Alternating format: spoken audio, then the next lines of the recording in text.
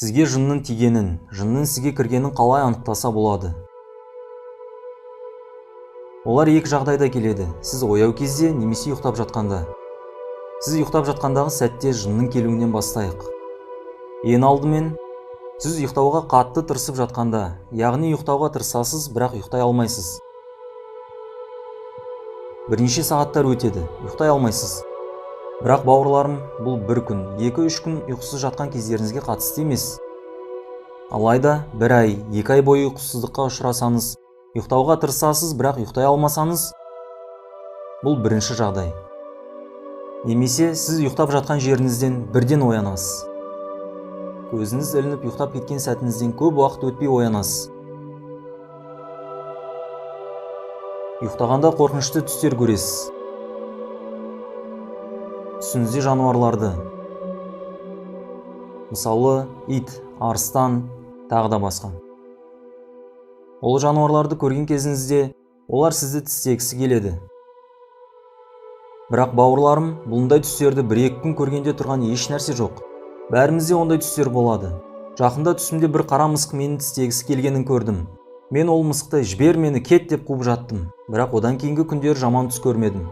Айтып отырған жағдайымыз қандай уақыт аралығына қатысты. Ондай түсті біршама уақыт көресіз. Жыландар, иттер, әруақтар. Ұйықтап жатқан кезіңізде тісіңізді қышырлатасыз. Тістеріңізді қайрайсыз. Сіз тістеп жатасыз. Немесе күлесіз. Ұйықтап жатып.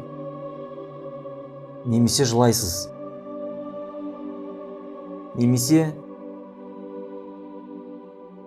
Немесе қатты дауыстап есінейсіз. Немесе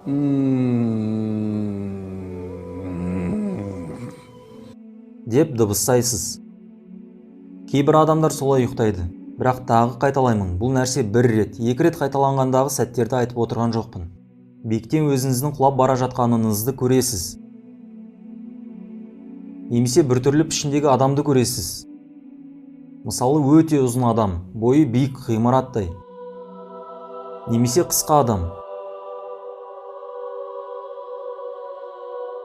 Жаңа айтқанымдай, бұл нәрселер 1-2 рет емес, өте жиі қайталанып тұратын жағдайларға қатысты. Бұл бірінші жағдай. Ал ояу болған кезіңіздегі белгілері қандай? Басыңыз ауырады. Бірақ бұл бас аурудың себебін медициналық тексеріс арқылы таппайсыз. Дәрігерге барып тексерістен өтесіз, басыңызды рентгенге түсіресіз. Кейін дәрігеріңіз сізге, кешіріңіз, басыңыздың неге ауыратыны белгісіз. Тексерістен ешқандай ақау анықталмады, басыңыз дұрыс қызмет жасап тұр, дейді. Бірақ сонда да басыңыз ауырады. Яғни осындай жағдай болса, демек сізге жын әсерінің болғаны. Сіз Алла туралы естігіңіз келмейді. Бұл үлкен белгі, назар аударыңыз. Жын ішіңізде. Себебі кей жындар мұсылман болады.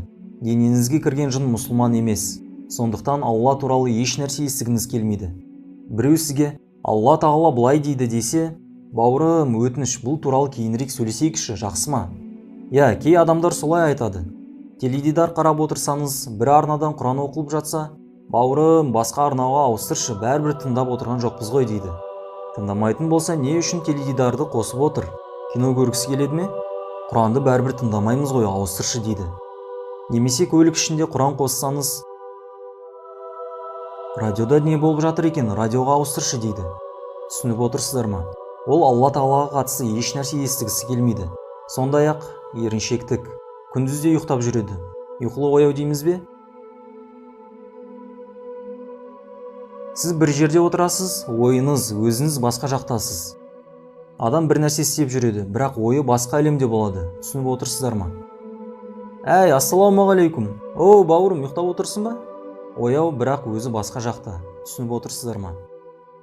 Сондай-ақ шаншулар, денеңіздің ауруы. Тағы да айтамын, бұл нәрселердің себебі медициналық тексерістен өткенде анықталмайды. Осы мәселені білетіндер айтады. Егер ұйықтауға қатысты, немесе ояу кезіңізге қатысты айтылған жағдайлар ұзақ уақыт бойы жалғасса, жынның сізге кіріп кету ықтималдығы жоғары. Сондықтан оның алдын алуыңыз керек. Бауырларым, бұл үлкен мәселе, бұл ауру, дерт. Бірақ рухани ауру. Ол да емделеді, толық жазылады.